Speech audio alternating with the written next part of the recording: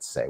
He can represent a school of Tai Chi Mm-hmm. in the same way that you could represent the school of Choy Ley Fut, and yet the branches intertwine, right? The differences Yeah. are more in the names than in the reality of things. Yes. Yes.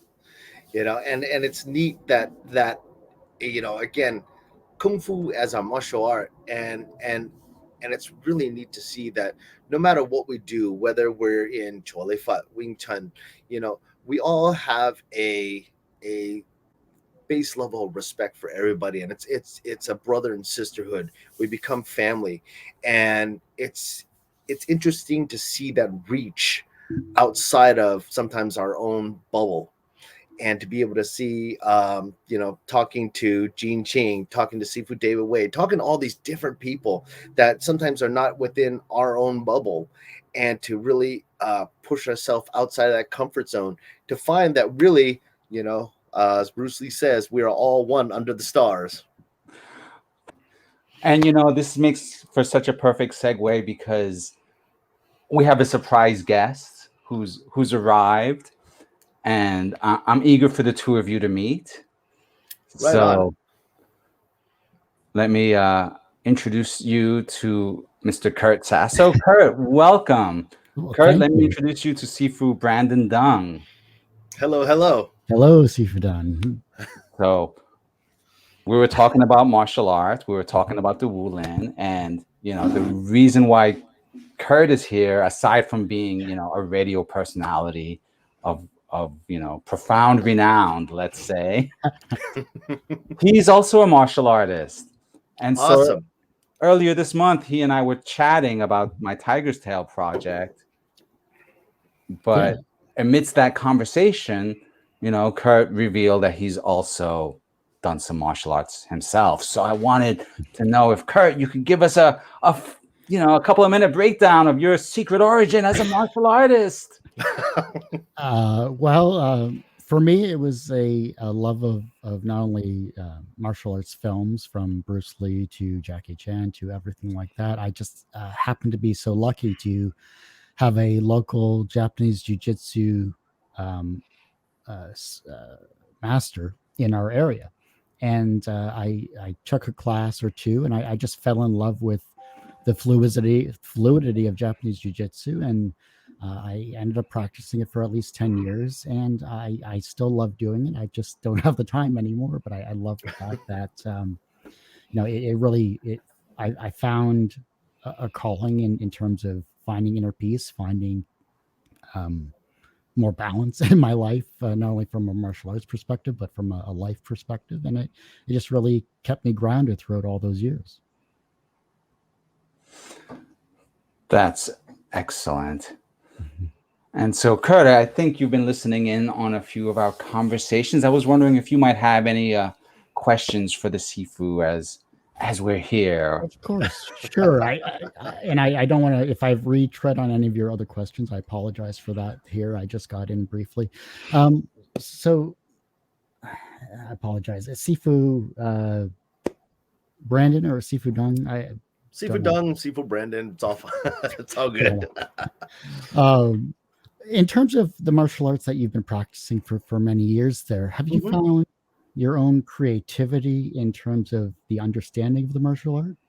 Oh, definitely, definitely. It's and we always say that teaching the art really allows you to explore that, because when you're learning on one side, you're trying to take in, you're as my Sifus tell me, learning martial arts is like scooping up a handful of sand, and no matter how much you scoop up, something's falling through the fingers, right? So the idea is just to keep scooping.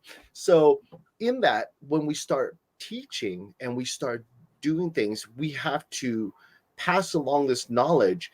And one of the things I've always told the instructors that I teach, I tell them that nobody ever learns the same. It's not that this person is dumb, they're stupid. It's the fact that you probably haven't found the right way to teach them yet. So it forces us to kind of explore, look out of the box. And we have so many different students. And we've had students that were blind. We've had students that maybe on the spectrum of autism. Um, we've had disabilities, different things of that sort. I mean, even myself, when I first started training, after the first handful of months, I had to have reconstructive knee surgery, Oh, wow. and I have 2 screws in my knee, and we find a way. We find a way. So having to kind of really look within, and it was great that you had you mentioned that it helps ground you, and coming through kung fu through my teenage years, I couldn't agree with you more.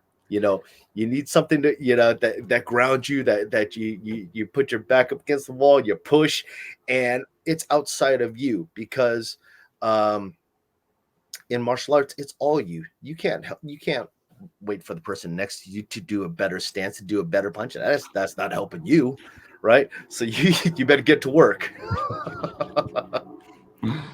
I always But found that interesting. It's amazing how no matter what branch of martial arts you're from, that everyone finds a common family and camaraderie with the fellow students and practitioners, no matter what Yes.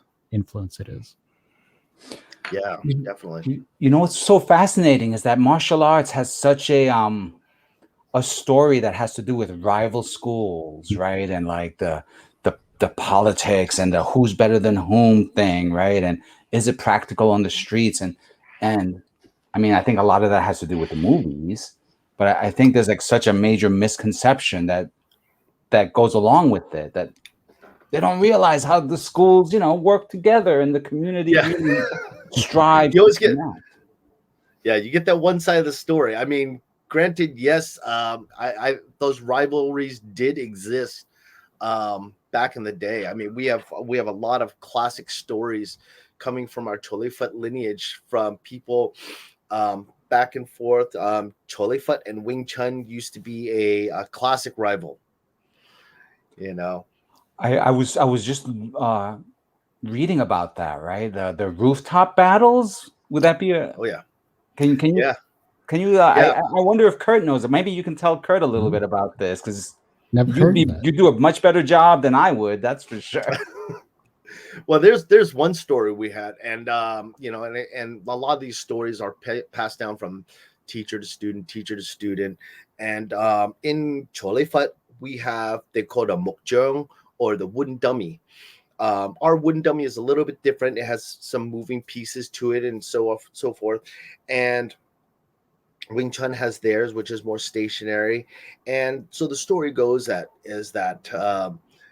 you know some people were practicing on the mukjeong and Wing Chun, and one of our Choy Ley Fut masters was happening by, and they they were kind of egging the guy on, say, wait, this, the wooden dummy, come on, show us your technique. And the Choy Ley Fut guy's like, no, that's okay. And they kept pushing and pushing, and finally goes, okay, fine.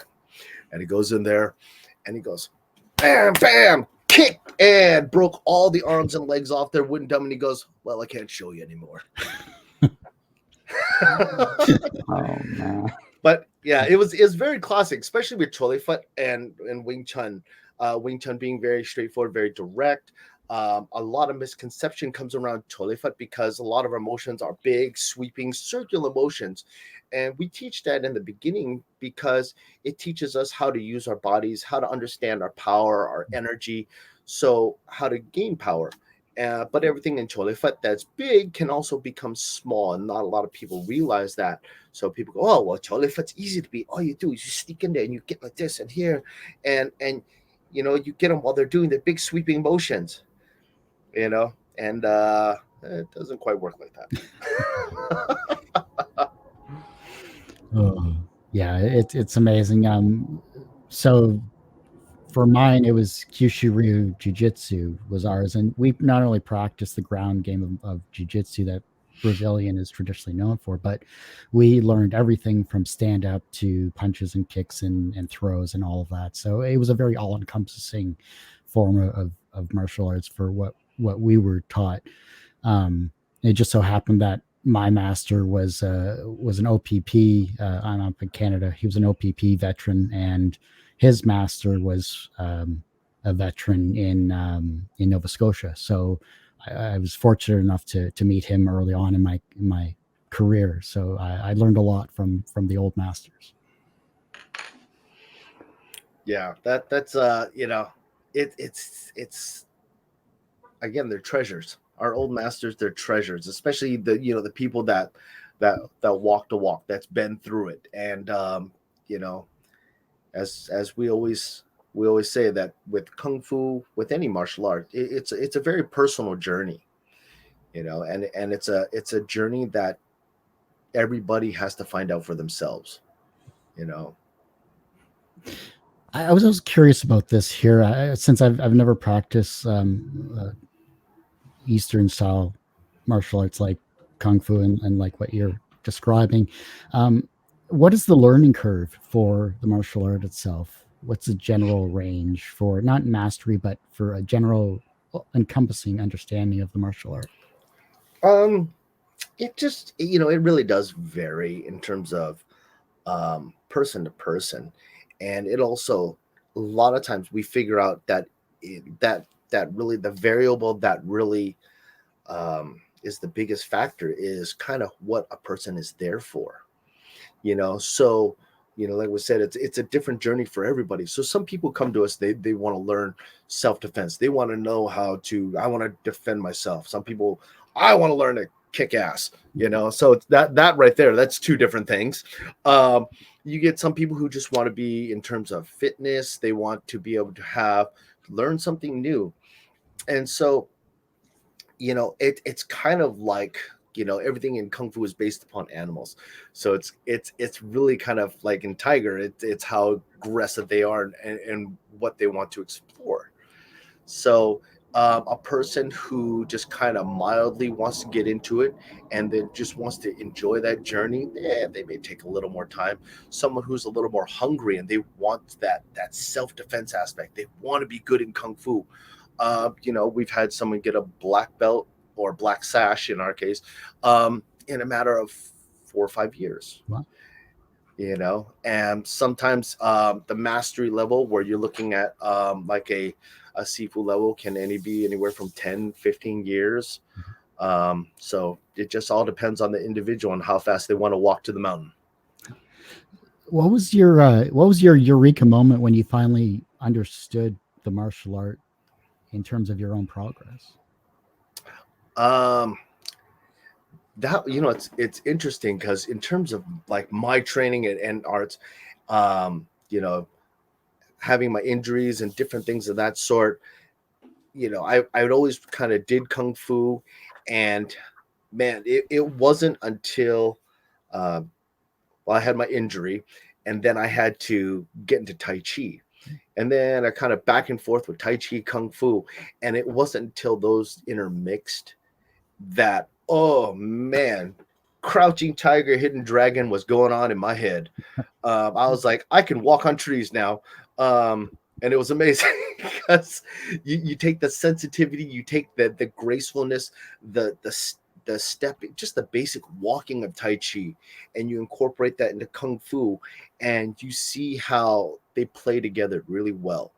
But that's not for all styles of Kung Fu as well. Some styles, they don't play with Tai Chi very well. But we're very fortunate that Choy Ley Fut and Tai Chi, they share a lot of the same concepts in terms of connection, movement. And one of the things that I teach a lot of my students, again, and I go, hey, Kung Fu, you really look at Kung Fu, especially like Southern style Kung Fu. Choy Ley Fut is primarily a Southern style with a little bit of Northern mixed in there as well. But Southern Chinese people, we were not big. We're at 5'8". I am one of the towering forces in my family. So a lot of my relatives are a lot shorter than I am. And so in looking at that, historically, people of this stature, like, and they had to defend against Mongols. They had to get defense against much bigger people. So understanding your body, your leverage, your movements, your footwork is something that really is it had to be there. and you had to be on point with it. Because trying to throw somebody, if you're not ready, you're a pancake otherwise.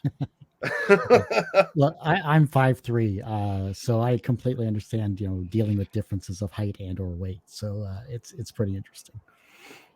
It sounds like Choy Ley Fut might be in your future, Kurt. It's possible. I might have to make my way out there and learn another martial art. We got schools up in Canada as well. Oh, nice, even better. There we go.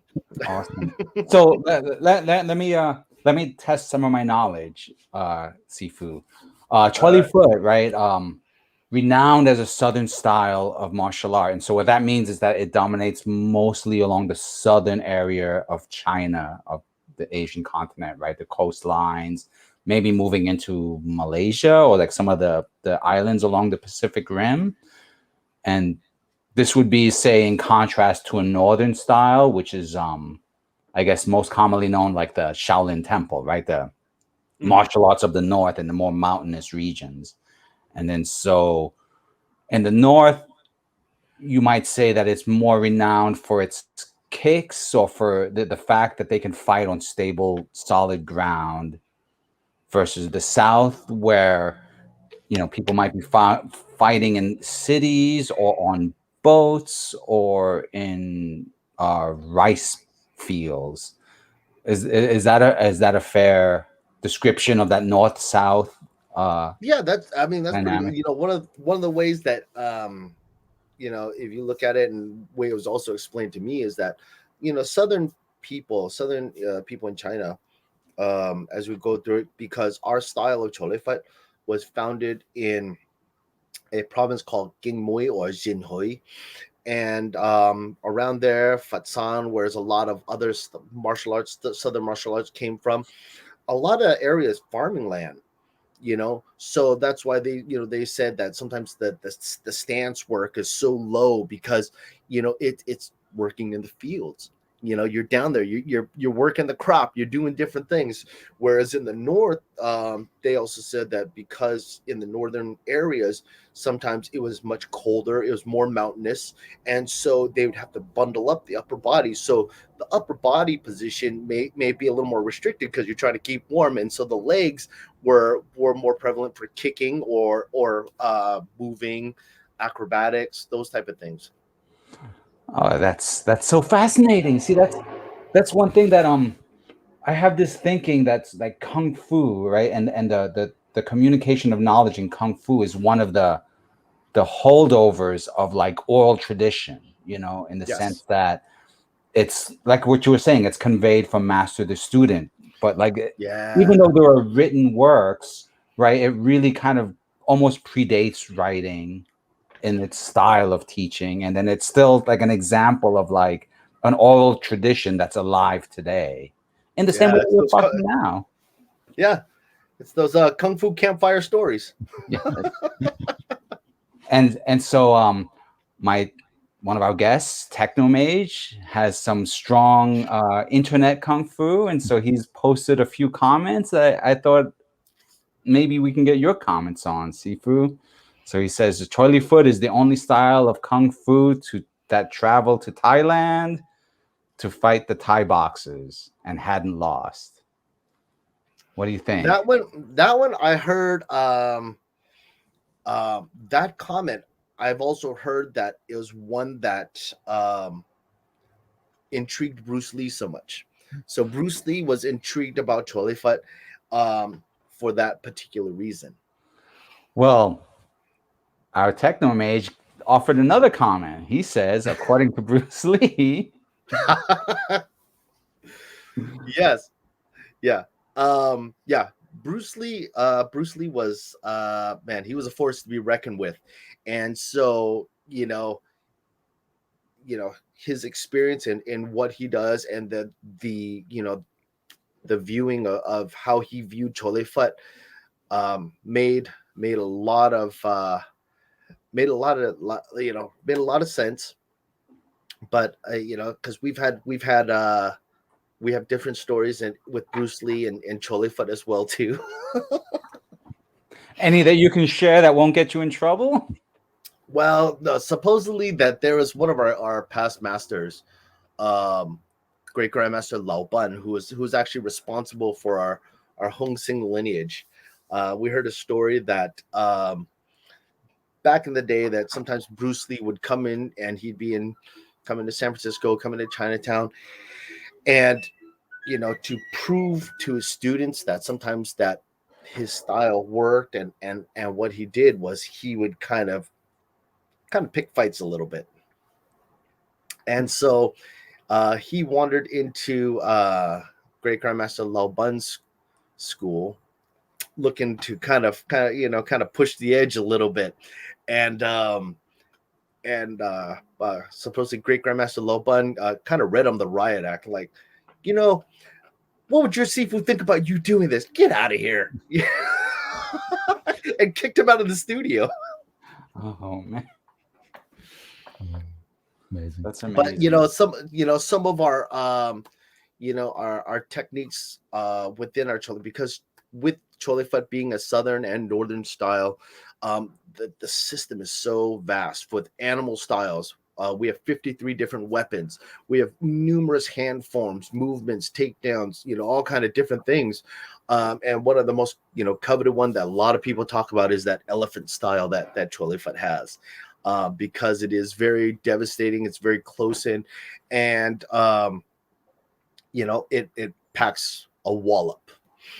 So, just curious here, how has the martial art evolved to fit the 21st century? well, I think a lot of it. Well, a lot of training now comes down to, as a student comes in, they're looking for something that's not so much so heavy hitting. They don't want, self-defense is great, fighting is great, but they're looking for something that is there for them to have, for them to feel more confident with, for them to feel, like you were talking about, is that grounding. Because I think a lot of people are into today's society. They don't want, reality is not very much fun. Um, so living in the world of kung fu and having you kind of take yourself out of reality to practice and to better yourselves, and to find at the end of the day you got something, you have some knowledge that has been handed down to you, and that is empowering. And I think that's what a lot of people are looking for now, is that empowering and that confidence aspect of martial arts rather than the fighting. Because nowadays they see fighting, they'll see MMA, they'll see a lot of different things. And in the beginning, it was a lot of hype. It was a lot of people really gravitated toward that. And, sometimes in terms of martial arts schools, people would pivot their school so that way they could draw in more customers and different things of that sort. One of the things that we've always done is, that's not really what we do. Yes, it's part of what we do, and you can find all of those elements within the traditional training. But for us, there's a path to follow. And if you follow the correct path, like we've always been taught by our teachers, if you stick to the path, you'll find what you're looking for most of the time. And it's my my teachers have always told me is typically those who know martial arts more than likely never have to use it, because again they've gained that level of empowerment, that confidence along the way, that you don't need to unless you're really kind of looking for trouble. Yeah, we don't want to pull a Bruce Lee, that's for sure. Yeah. There was only one Bruce Lee, There right? is, So, yes. That's it. So I don't know if you were asked this or not. What are your top 3 favorite animal styles of your kung fu? Ooh, that's hard. Being 5'8" and 210, I'm kind of a fire plug of a guy. So body wise, I've always been told by my teacher, my grandmaster, that leopard and tiger style fit me best because it's a very powerful style. But one of the styles that I also gravitate towards a lot is snake style. So snake style in Choy Ley Fut embodies more of that internal side. So it's the idea of connection and movement, and so having the energy and to be able to have, as they say, intention without tension. So you can be intentful upon your approach, but you don't need to be tense. There's a point of where you need to be tense for any kind of striking, and you exude that ging, that snap when you hit something. But to be able to have those moments in between, so that way you can relax, encompass the energy, feel, and then poise yourself like a snake and strike. Nice. I'm getting excited just listening to you talk about it. This is great. Well, I've said it before, but Kurt has really strong interview kung fu. That's a skill in itself. Yeah. Being able to interview, being able to have that, as my Steve was telling me, the gift of gab is a learned skill itself. He always joke with me. He's like, when you first came to us, you were so quiet. I miss those days. He goes, now you don't shut up. Well, See, your Patrick, master, he could deliver a strike without even lifting a finger. That's it. verbal kung fu is very strong in many people. That is. And and we always say, same thing I tell I go, you know what? If you typically can't talk your way out of a situation, that means you screwed up already. So you got to work on your kung fu of talking before you get fighting, or you're either that or you really better learn to fight because you don't talk very well. Patrick, would you mind if I asked one of my questions? Please go right ahead, Kurt. I think this is great. So I have 4 questions I normally ask people that come on my show, Two Geeks Talking, and I'll try to modify it according to the kung fu mantra itself here. So bear with me for a second. From a professional standpoint, you are a Sifu, you are a practitioner of martial arts, of kung fu, and you've been doing this for many years. Do you consider yourself personally successful? It depends on how you define success. Am I rich and balling it out like Jay-Z and all those big guys? No. However, I do feel very blessed in the fact that I have had so many different students over so many different areas. I've been able to travel the world with Kung Fu. I've been able to teach on different continents. I've been able to just help so many people and be able to really bridge so many different ways where I probably wouldn't have been able to do without Kung Fu. And I always kind of tell people, having the students, having great teachers is really, like you say, it's grounding, and it's those things that really kind of enrich my life. So in that sense, I feel very successful. I feel very enriched with all the experiences that Kung Fu and Tai Chi has brought to me.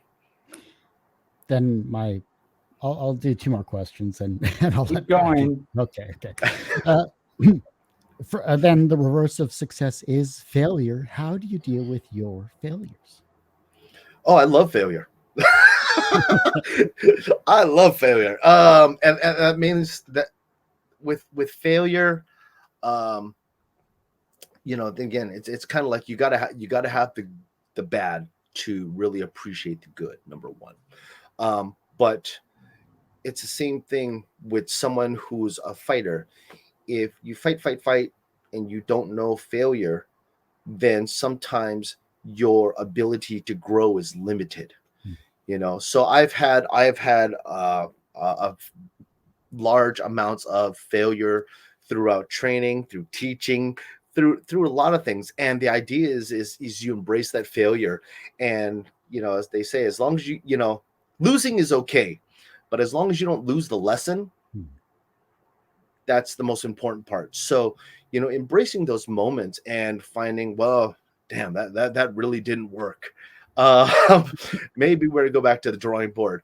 And there's a number of times that we do it, but again, you grow so much from those moments. And so like I said, is that failure is a great teacher. And as long as you don't know that, that's not the end all, that's not final destination. That's merely a stepping stone to where you need to go. Well, then obviously you've been teaching the younger generations your kung fu, and you've been doing this for many years. How can they inspire the generation that follows them in the world of kung fu? Well, I think a lot of the stuff is, as teachers, just as parents, um, is that if we teach from your heart and you're consistent in what you teach, those lessons will carry on. And it may not something that may be right away, and they'll have aha moments, because now that myself, I'm in my 40s. Those aha moments are starting to pop out all over the damn place. I have lessons from my dad that I've kept, my mom, my Sifu, my grandmaster, and everything is just kind of like flying in, and I'm like, whoa, okay, oh, that's what they meant. Oh, yeah, I screwed that one up. Okay, so let's fix that. And so, sometimes we may not get the instant gratification with our students right away, and if we do, we're so lucky, and we're like, oh, this is amazing. But then, sometimes you're just like, okay, well, it's kind of like a grenade. You pull the pin, you throw the grenade, you just wait for it to explode later on. And we hope these kids, they explode into the next generation, and those moments happen.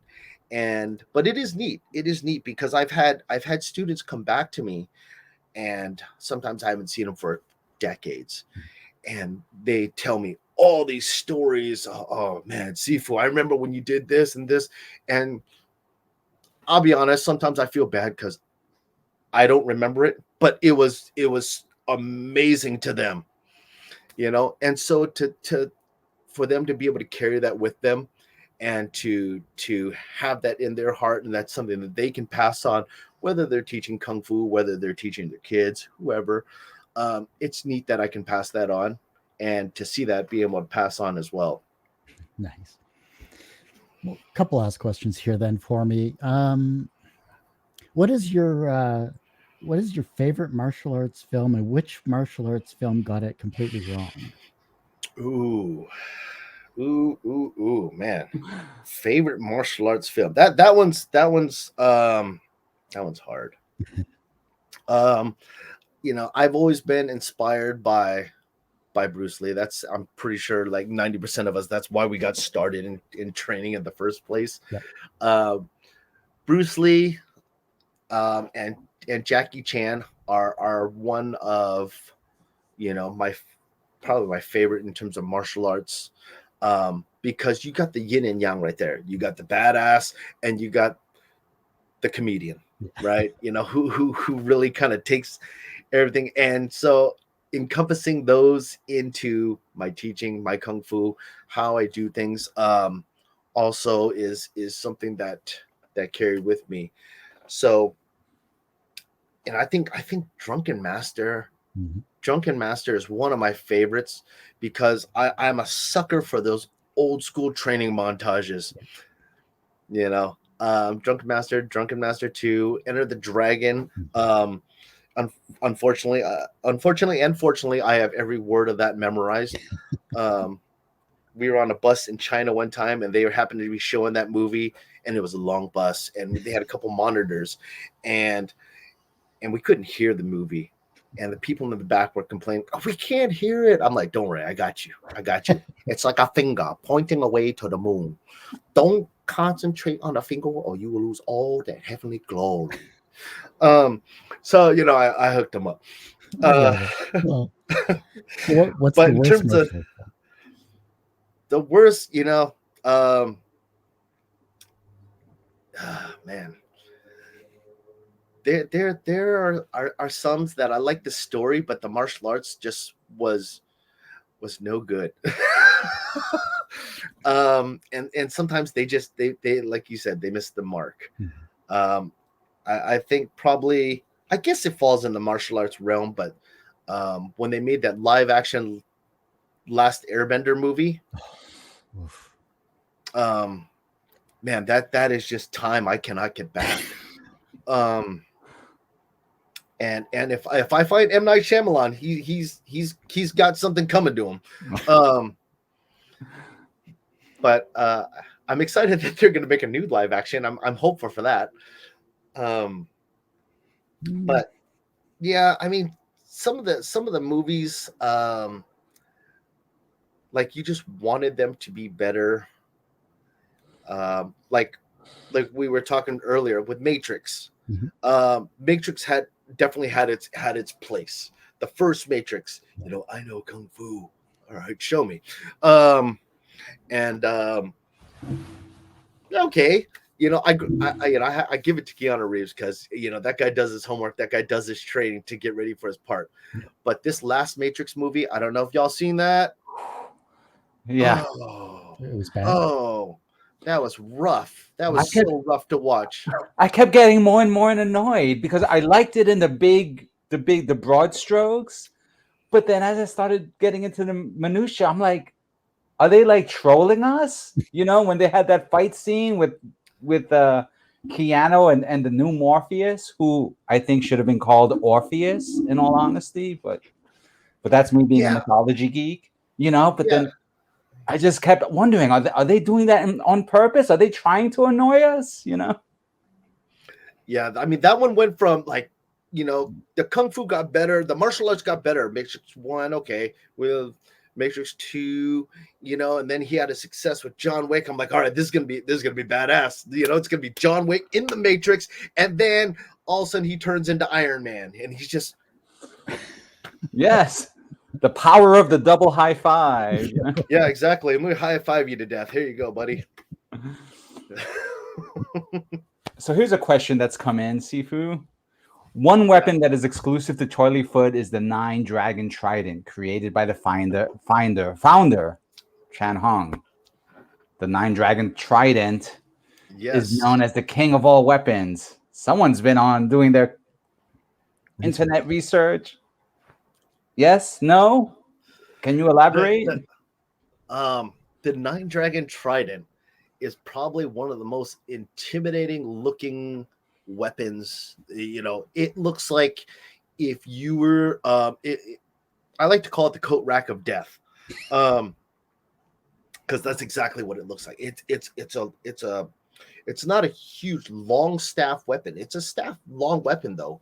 But it's like if you were to put um 10 pairs of hook swords together in one weapon, that's what you're looking at. And already the hook swords as it is, it's supposedly that every portion of the hook sword was bladed, and so you have like a branch going out one way, then the next angle, so it's almost in all different angles. And so yeah, it's fighting with that trident style where you have a lot of spinning motions, and a lot of that was to disarm, because it's like a giant weather vane.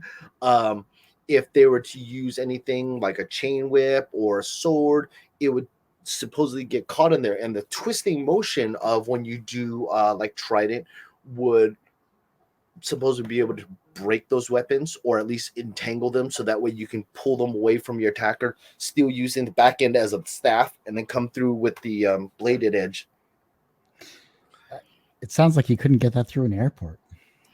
Yeah, it was. That would be a little tricky.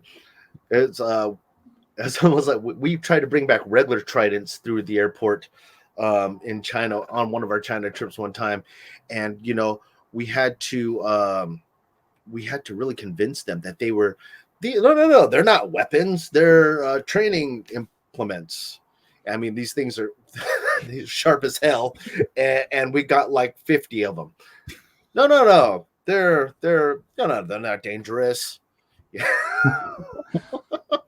Well, speaking of tridents, it was when I had to do the movie review for Aquaman that I kind of took a deep dive into tridents. I'm doing the movie review for Kung Fu Magazine, so I needed to find a Kung Fu connection. And so, we had the trident. And of course, we also that segued into the what is it the tiger fork Mhm. which tiger funk, which kind of is like a bigger trident. Yes, yes. Yeah, so traditionally, especially in southern styles, they call the tiger fork or the trident, which is basically the same thing. It has that U shape. Different ones are a little bit depending on style. Some have the more kind of squarish point to them. Some of them are kind of have that more crescent moon shape to them. But it's one that in Choy Ley Fut we have a form. It's called the tiger taming trident or tiger taming trident. And so it has a lot of motions where it does spin, but there's just a lot of looping motions, spinning, slamming, they call it tiger tail motions, where it has a lot of flat move, and rolls to it. So it just makes for a very interesting, intriguing form, um, where it was used to kind of poke. Whereas um, weapons like the Monk Spade, the Monk Spade is also a very interesting weapon. I found that even though it looks like it's a really heavy cut chop chop type of weapon, you know, they were saying that the crescent motion was actually used more or less to kind of like push animals away. Like if there was like stray dogs or stuff like that, you used to as more of a kind of to be able to keep distance. I'm just going to go ahead and draw a version of it here so that we can have a visual aid. Yeah, I was curious. Yeah. I've been so enraptured by the conversation, I forgot that I could provide some visual aid. Okay. Right? Yeah. So how's So that? that is our Monk Spade, and there's different stories that surround it. You got a crescent moon on one end, and you got a piece of toast on the other. Um, but it was said that the monks carried this, and the crescent shape was used to can push things away. If you were stray animals, dogs, different things, you keep them away this way. Where the other end was used as sometimes a shovel, to dig, and in case you, I guess, found people on the side that needed to be buried. Can I take a moment for some more nerdery? In the book, The Zombie Survival Guide, Mhm. they say that the monk spade is the optimal weapon to use against zombies because you can hold them back and you could go straight for the brain with the shovel end. Funny enough is I've actually had this same exact conversation with a few people, and I would concur. I mean, it's a great weapon. If it's bladed, you can take care of business on all ends. Um, I think my only thing is being such a big weapon, you got to learn how to manipulate that quick, because it depends. It all really comes down to what kind of zombies we're talking about, because we have different movies. Nowadays you got zombies that run faster dead than I do alive. Um, you know, Well, I if mean, it's clearly I'm heading to your house when the zombie apocalypse happens. But I want to know, should I bring with me a monk spade, or is there a weapon of choice that you would prefer to have handy when that you apocalypse know happens? the Monk Spade. Our conversation where the Monk Spade was probably, I think you're probably number one long weapon. I think probably the short weapon, I would go with the Wu Tip Tao, which is the butterfly knives. Mm. You know, so a little bit shorter, but you can manipulate those things a little bit quicker. You can hit them with that blunt edge. You can hit them. You got some chopping action, so it does give you some range. It gives you some options. Maybe you got to keep So one in the backside. I'm just going to quickly draw it. Let me know if I got it correctly. I included a hand there for a scale. Yep, that's it right there. And then, because we all love Kung Fu, let's just make this proper. That's right. You got to get those bracelets in there. There we go. Kurt, are we losing you? Are you able to track with it? Are the visual aids helping? It's beautiful. It's upside down for me, but I can definitely understand it for sure.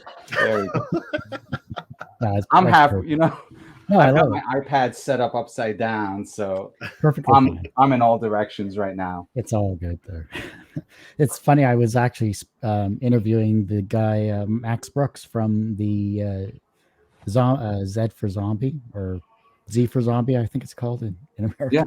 Yeah, he wrote the Zombie Survival Guide. Yeah, and I asked him a similar question. I go, "Well, what would be your weapon of choice?" And he goes, "Well, I would go with the katana because a bladed weapon is better than a gun because that runs out of bullets." Well, I don't know. I would be a little bit scared to try a katana if I didn't really have a lot of practice. I think for me, I would choose a nice Dao, right? The Kung Fu broadsword, because, and then I would combo it with the tiger fork, right? Because my goal would be to hold the zombie in place with the tiger fork, and then shear off the head afterwards. And that's true. I think my only thing is if you had like a trident, they might get stuck on the end. Right. You better be ready to drop it quick. Exactly. But I did not know we'd be talking about zombies here. This is awesome. But you're 5'8" though. You have the legs to push the zombie off. I'm 5'3". I'm not going to be able to safely push them off. That's okay.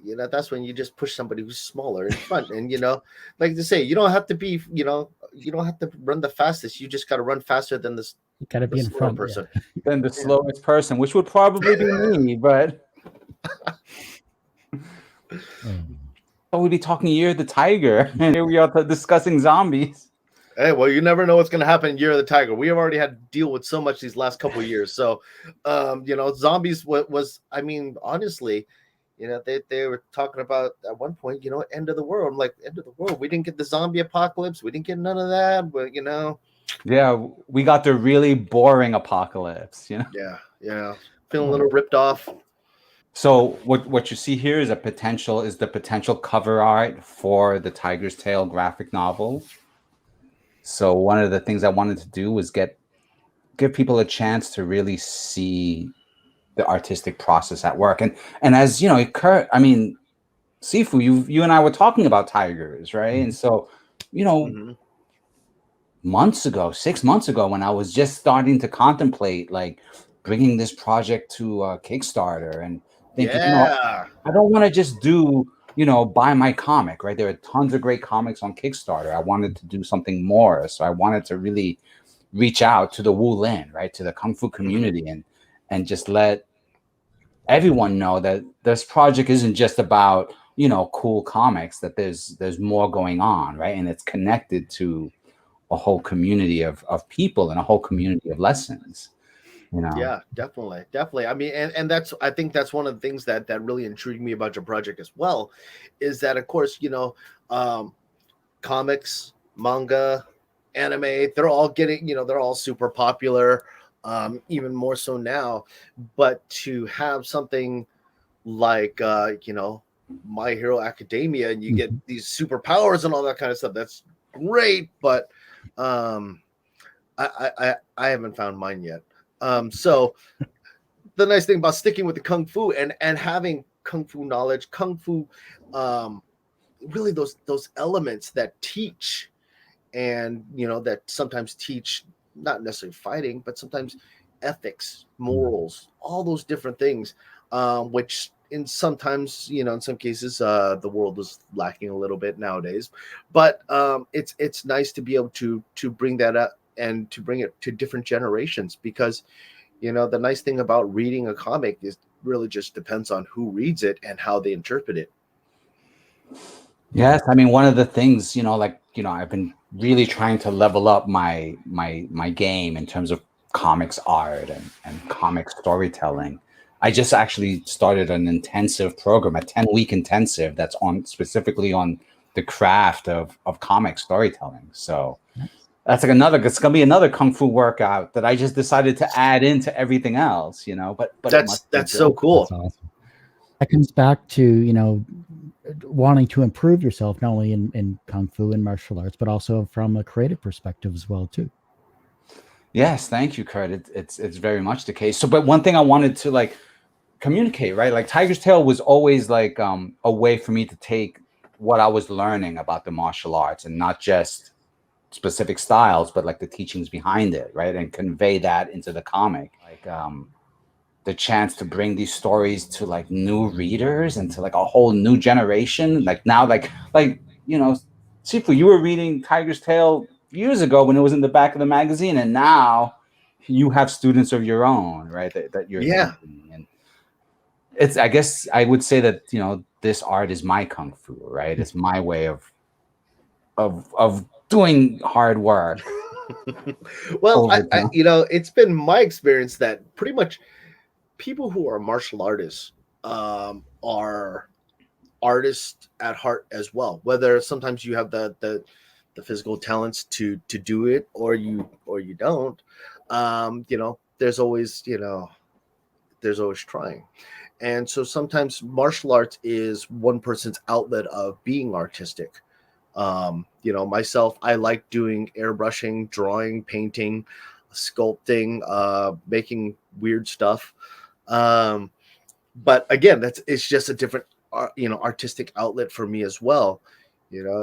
So I think as martial artists, since we've all done martial arts at one point in our life, it's within the person that there's always some kind of other artistic outlet as well. It's all an art form, and there's beauty in all of it, and it is a learned skill, because not everybody can do what we can do, and nor can we do everything that others can do. Those are such wise words, Sifu. That's awesome. So it sounds like you should be an interviewer with the way you talk. I mean, I would love to have you have your own show there. That'd be great. The Sifu Dung show. Well, I mean, Sifu Brandon, you have a YouTube channel.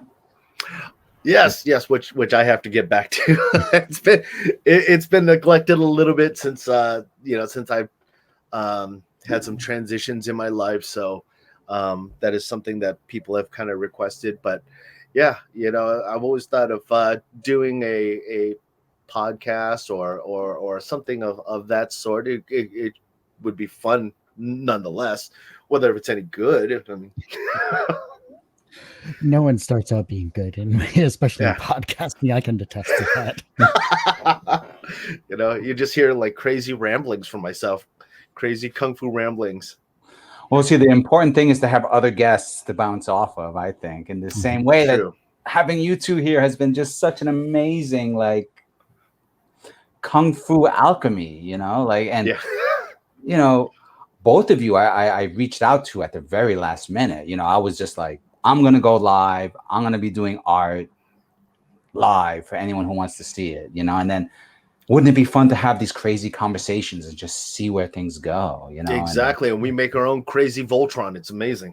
Exactly. And like I was saying, I spoke to you years ago. I mean, not years ago, months ago. It feels like years. Yeah, it does. And then it's just been like so many things, so many it's like a flywheel, right? Like each thing has a component, and so like all of the components that just make up this live stream has been another set of details, But then once I had them in play, I was like, how can I share it? How can I make it fun for others? And yeah, definitely. Here we go. So, do you have a website, Brandon? Myself as a personal website, not right now. I do have my YouTube channel, but I'm also at the the Doc Phai Wong Martial Arts Center out in San Francisco. So that's where we're doing a lot of our teaching right now. We're teaching in the park, just trying to keep everybody safe, but keep everybody moving. And we're just every day is a new adventure. Well, I think for me, I'm going to have to take off, unfortunately, though, Patrick and Sifu. A pleasure meeting you. Think this is an amazing idea, Patrick. Keep doing this because this is the most fun I've had in a while. So Thank you, Kurt, for Yeah. showing up, for just swinging in on a vine at the last second to really, deepen this whole thing one more layer. So yeah, I appreciate it. And maybe I'll stop by San Francisco, California sometime in the That's it. future and definitely stop by the center. Come on down. Come on down. so Sifu, any final words of wisdom before I bid you farewell? Ooh, words of wisdom. It's like we always tell our students. We have a saying at the end of our class. We make them read the sign, which is in our studio. We actually have a sign. So outside in the park, it's kind of weird because it's not actually there.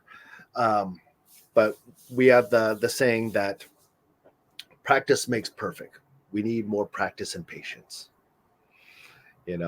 And I think that's one of the things that we can always live by, is that we have our practice, what we do, what drives us, and patience, what needs to fuel us, because it's something that we do have to be patient. We have to, and not everything is instant, because one of the things that we're teaching the younger generation as well is because they always have their phone in their hand and everything's always instant gratification, to really kind of step outside of that and to embrace the idea of patience, embrace the idea of, like you said, failure, embrace all these different lessons that we can have, but you don't get it if you don't take your eyes out of the screen.